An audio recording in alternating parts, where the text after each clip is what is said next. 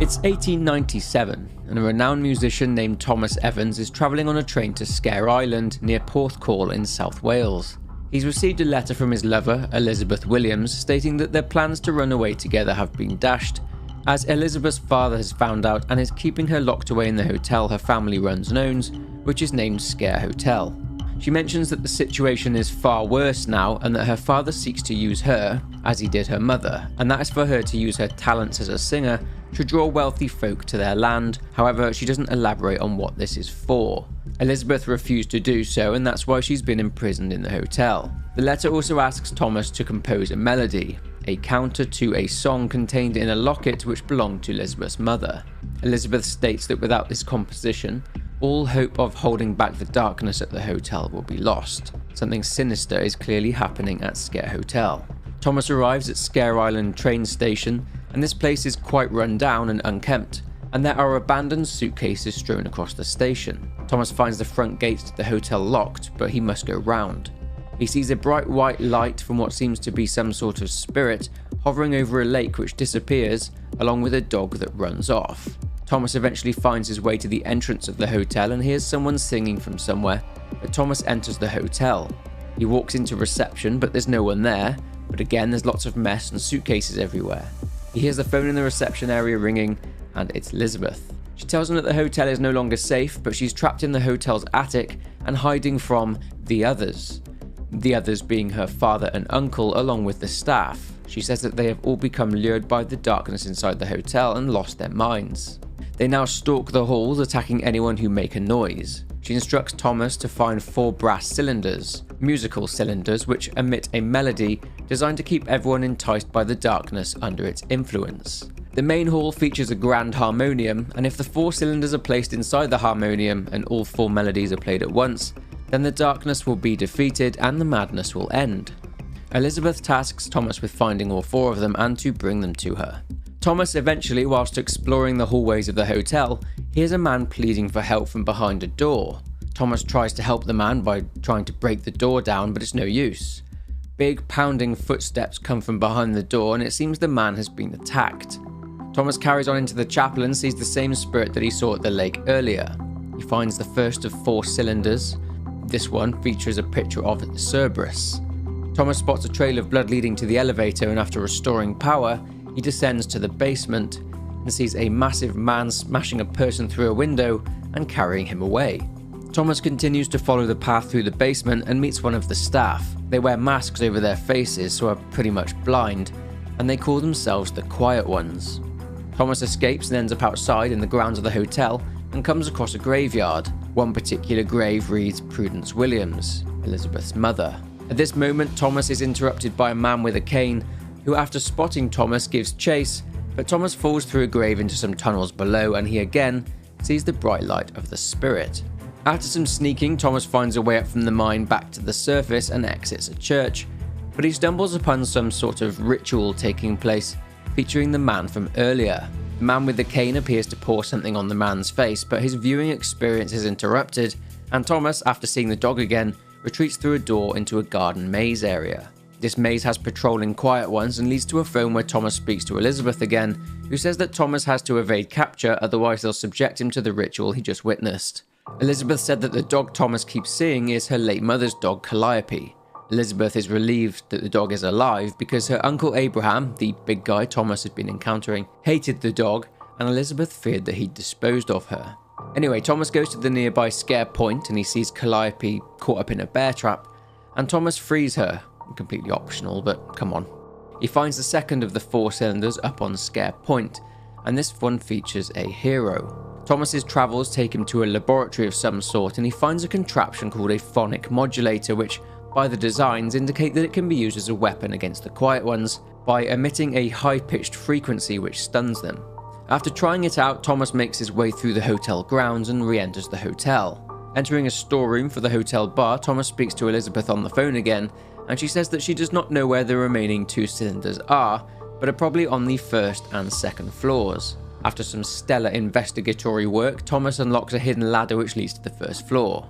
Elizabeth warns Thomas that the 1st floor is rigged with various traps, so he must be careful. Thomas needs to find 4 segments of the family crest, so he can unlock access to the elevator which will take him to the second floor. Thomas, during his stay on the second floor, evades all manner of traps, trapdoors and hazards, and finds the four crests, unlocking the elevator, and he rides it to the second floor. Elizabeth calls Thomas again and says that this floor is patrolled by her uncle Abraham, but that if he can evade him, the entrance to the attic is in the west wing. Thomas spots a key, but Abraham smashes his arm through the wall and grabs the key. Abraham eventually surprises Thomas again and smashes through an entire wall this time, and chases Thomas, but Thomas finds a contraption which stuns Abraham, knocking him out, and Thomas takes the key from him. He finds a third cylinder in Elizabeth's father's room, this one featuring the siren on it. He gains access to the attic and he sees a figure standing in the attic singing. It's definitely not Elizabeth, and Thomas turns around and is attacked by the man with the cane, revealed to be Elizabeth's father, Isaac Williams. Thomas is thrown down the garbage chute and he ends up in the basement again, but his phonic modulator is broken. He walks through a prison area and finds the fourth and final cylinder, this one featuring a picture of Medusa. Attempting to escape through the basement like before, Thomas is grabbed by Isaac and is prepared for a ritual. But before Isaac can complete it, Thomas is saved by Calliope, the dog, and escapes to an underground passage which leads back to the hotel once again, this time an area with a huge cage and a piano. Elizabeth's father Isaac is playing the piano, so Thomas must only move whilst he is playing, otherwise he will hear him. Thomas manages to open the door of the cage and insert the locket Elizabeth gave him, and it knocks out Isaac. Thomas gets back to the main hall and meets with Elizabeth near the Grand Harmonium. She, rather suspiciously, is eager for him to hand over the 4 cylinders. Now here's where 2 different endings come into play. In the good ending, Thomas doesn't trust Elizabeth, so he uses 4 music sheets he found during his journey throughout Sker Hotel to play the counter song in its full glory. Elizabeth tries to stop him, but it's too late. The song has done its job. Uncle Abraham approaches, but the song floors him before he can grab Thomas.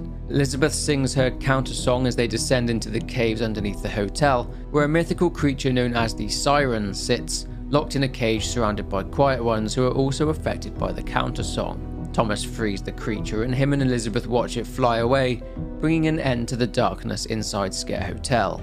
In the bad ending, Thomas entrusts Elizabeth with the cylinders and she places them into the Grand Harmonium. The siren's song plays and Thomas can only watch as they kill the creature by burning it alive and stabbing it. Elizabeth is overcome by the darkness and gives off a sinister smile. Thomas becomes a quiet one and the game then ends. So an awesome story here which has a deep lore, so let's jump in and look at the basis for this story.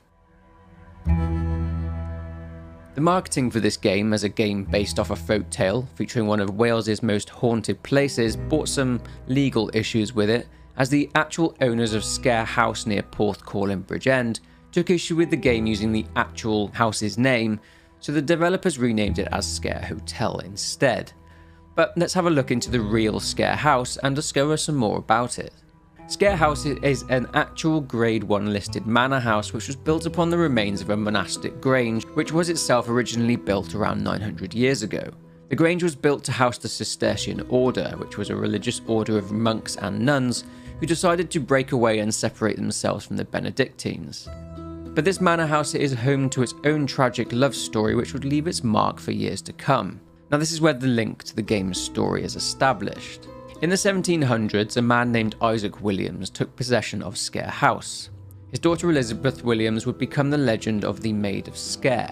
Elizabeth fell in love with a young carpenter and a musician named, you guessed it, Thomas Evans. Due to Thomas not being very wealthy and having plans for his daughter to marry someone wealthy, Isaac imprisoned his daughter in the house until she married a wealthy man. Elizabeth and Thomas hatched a plan to run away and live their lives together. But Isaac had found a worthy suitor named Thomas Kirkhouse, and despite the reluctance of Elizabeth, the two married. These kind of marriages were the norm in Wales in the 18th century, being more like a business deal than a marriage, with both families benefiting from the union financially. Now Elizabeth, still being madly in love with Thomas Evans, loved him so much that the legend says that she died of a broken heart, and she died very young, in 1776. Other stories tell a tale of her simply starving herself to death. Either way, according to the legend, Elizabeth's spirit would remain at Sker House, and it's said that Elizabeth's ghost can often be seen at one of the upstairs windows of Sker House. Some say she is still there waiting to reunite with her love, Thomas Evans. The people who saw Elizabeth even gave birth to a rumour that Elizabeth wasn't actually dead, such were the frequency of the sightings. Thomas Evans would eventually write a folk song in honour of Elizabeth, titled Maid of Sker, which translates as the girl from Sker, regularly performing the song until his own death in 1819. A book titled The Maid of Sker was written and published in 1872 by an author called R.D. Blackmore. This was a 3-volume novel which didn't directly follow the love story of Elizabeth Williams and Thomas Evans, but instead focused on a fisherman from a town called Nottage, a small town not far from Sker House, and his discovery of a young girl washed upon the shore in a lifeboat. This novel did, however, at the time, make Sker House famous due to the renown of Blackmore as a novelist at that time. There is another ghost legend involving a ship's captain who died after his ship ran aground and crashed into the rocks at Sker Point. It said that his spirit also resides in the area. But that's it for the real history side of the coin. But let's flip it now and look at the details of the game's story.